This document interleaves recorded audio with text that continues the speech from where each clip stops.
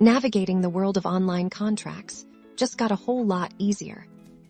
When you receive a document that needs your signature via DocuSign, your first step is to open the email notification. This email will come from the sender and will clearly state that a document requires your signature. Inside the email, you'll usually see a prominent button like Review Document or Start Here. Click this button to access the contract you need to sign. DocuSign is designed to guide you through the process once the document loads. You'll likely see these yellow markers or prompts indicating where your attention is needed. Click the Start button to be taken to the first required field.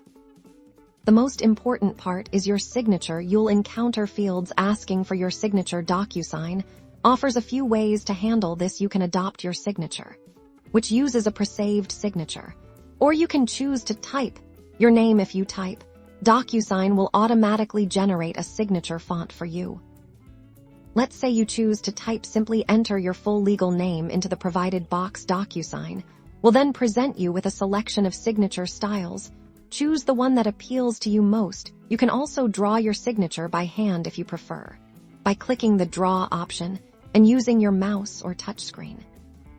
After signing, DocuSign will automatically advance you to the next required field. This could be your initials, a date, or even other information. Follow the same process. Click the field, and then either adopt a pre-saved initial, type it, or draw it. You'll repeat this for all fields marked as required. DocuSign makes it efficient by taking you from one to the next, so you don't miss anything. Once all fields are completed, you'll reach a final button, often labeled Finish, or a checkmark symbol. Clicking this finalizes your signature process. You'll receive a confirmation that your signature has been applied, and the document has been sent to its next recipient. You'll also typically receive a copy of the fully signed document for your records. And that's it.